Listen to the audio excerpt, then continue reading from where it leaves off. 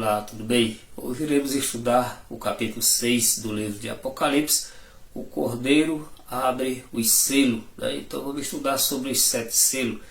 Então o primeiro selo aqui foi aberto e diz assim: vi quando o Cordeiro abriu um dos 7 selos e ouvi um dos 4 seres viventes dizendo como se fosse voz de trovão: vem.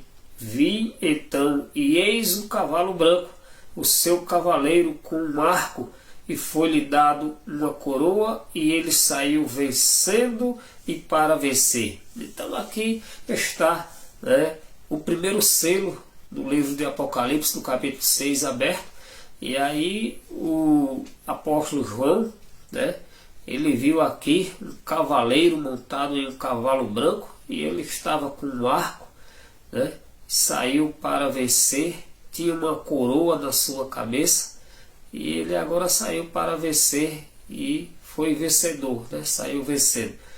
E este cavalo branco aqui, ele tem uma representação, é uma época da igreja, né? Essa é a época da igreja de Éfeso, a igreja vitoriosa, a igreja, né, que saiu para pregar o evangelho. Então, nesta época aqui do cavalo branco, foi a época em que os discípulos, os apóstolos, saíram para pregar o evangelho, e mesmo em meio à luta, mesmo em meio à tribulação e perseguição, eles saíram vitoriosos. O evangelho então foi pregado com força, e milhares de pessoas foram convertidas ao cristianismo.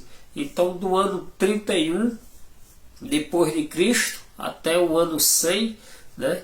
E foi este o período do cavalo branco. Então o cavalo branco representava aí a época em que o evangelho estava sendo pregado, e os discípulos não tinham medo e não se deixavam amedrontar por nada, eram corajosos na pregação do evangelho, e teve êxodo. Então este é o selo, o primeiro selo do capítulo 6 do livro de Apocalipse, né? Então representa aí o cavalo branco, a igreja, na época dos discípulos que o evangelho foi pregado. Então fica com Deus, um abraço, até o próximo selo aí do capítulo 6, são 7 selos, nós vamos estudar um a cada vez para compreender as épocas em que a igreja estava sendo aí apresentada no livro do Apocalipse.